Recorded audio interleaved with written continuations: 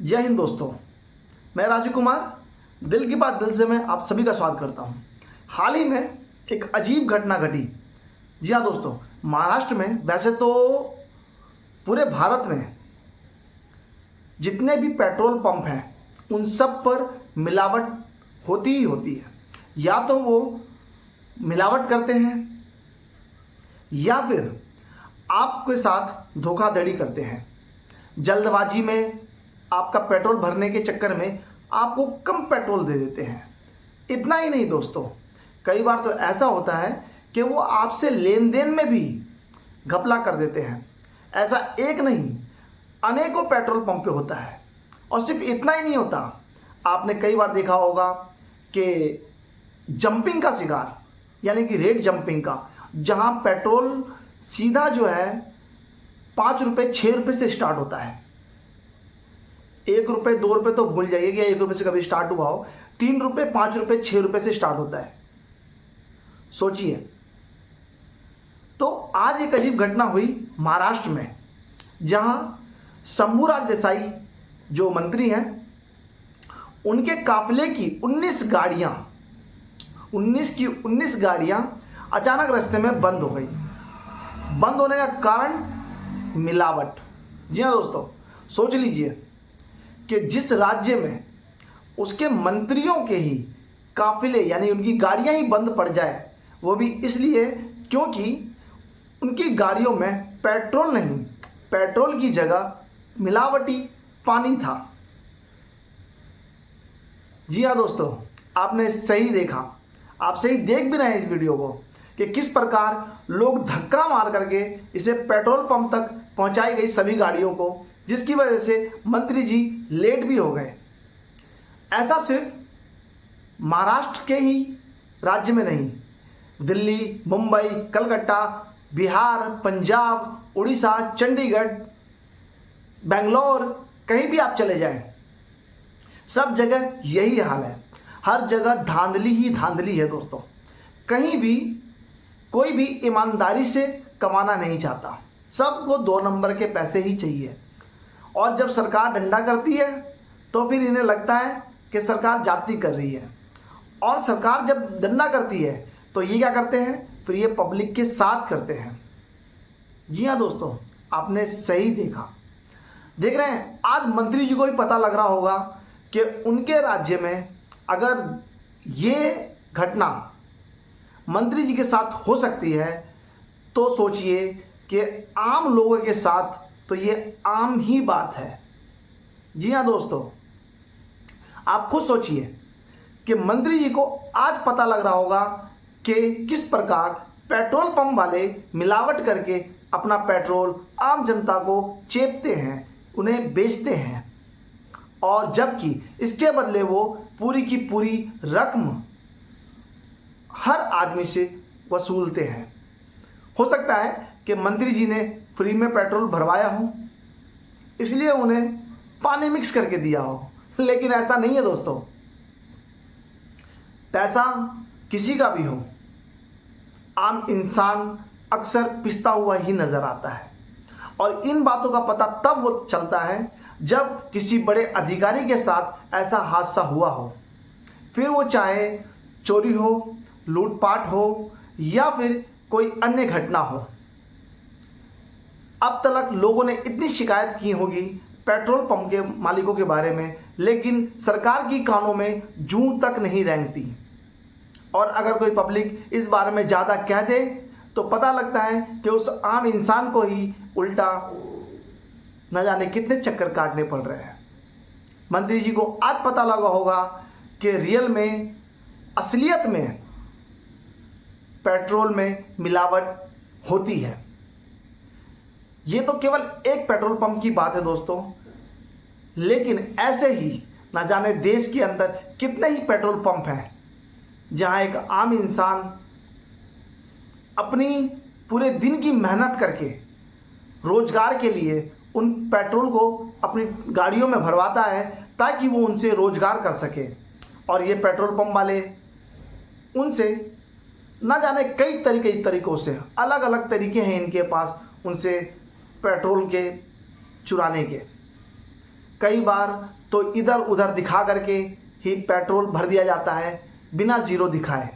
कई बार जल्दबाजी में जंपिंग कर दिया जाता है कि एक बार पेट्रोल भरा 100 का और फिर दोबारा उन्होंने बंद कर दिया और फिर दोबारा वहीं से स्टार्ट कर दिया, और इस प्रकार वो 100 रुपये का घपला कर देते हैं, 1000 का कर देते हैं, 500 का कर देते हैं, जैसा जो इंसान उसको उस तरीके से काट लिया जाए।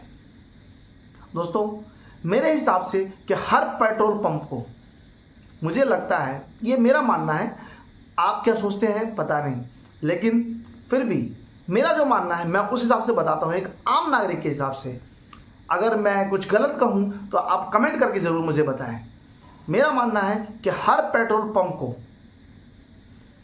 हर दिन में किसी भी टाइम एक बार अवश्य वहाँ पर चेकिंग होनी चाहिए, वो भी बिना अनाउंसमेंट के।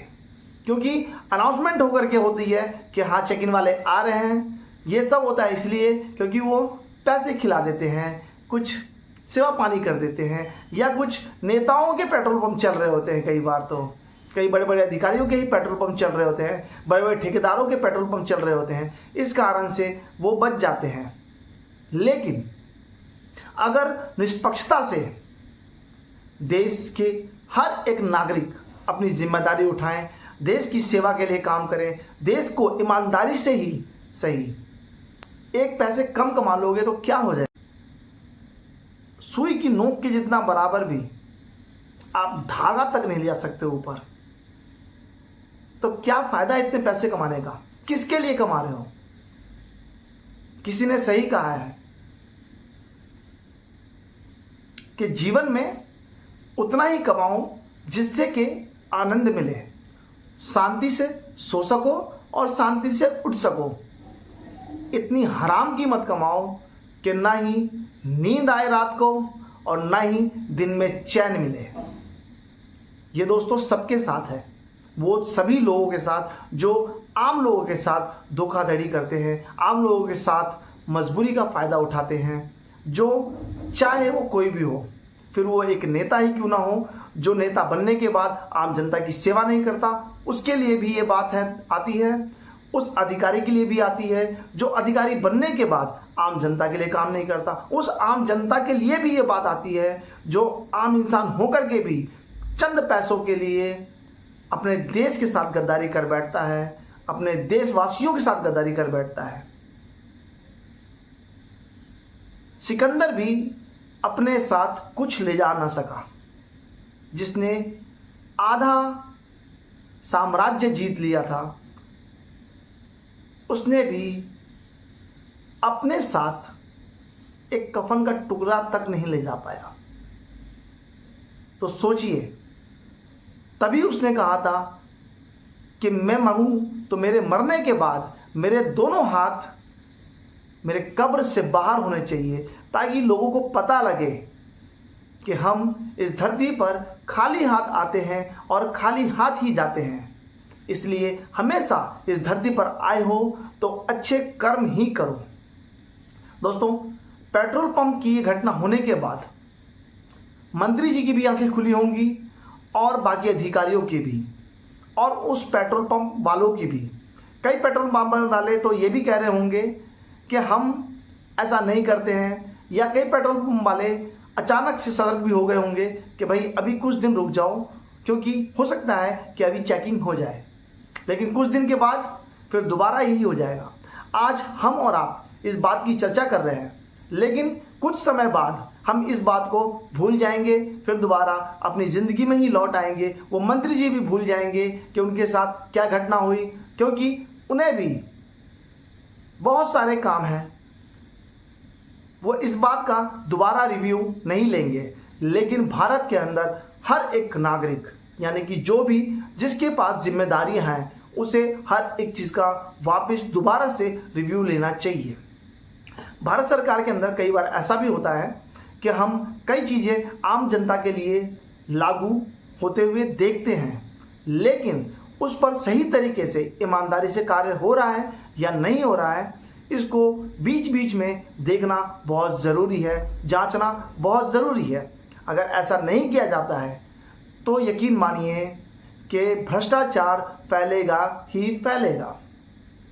आपकी क्या राय है कमेंट बॉक्स में आकर ज़रूर बताएं, और साथ ही साथ इन पेट्रोल पंप वालों के साथ किस प्रकार से और किन किन तरीक़ों से इन पर निगरानी रखी जा सके, इस बारे में सरकार के साथ साझा करने के लिए मुझे कमेंट भी करें, और मेरी इस वीडियो को गवर्नमेंट तक पहुंचाने के लिए कि उनकी आंखें खुले कि वो कहां कहां तक अपनी चीज़ों को, जिम्मेदारियों को उठाना उनकी जिम्मेदारी है, ये समझें।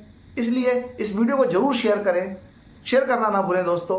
साथ ही साथ सब्सक्राइब करना ना भूलें, ताकि मैं आपके साथ दोबारा एक नई न्यूज़ के साथ, नए उमंग के साथ फिर दोबारा आपसे मिलने आऊं। तब तक के लिए जय हिंद, जय भारत।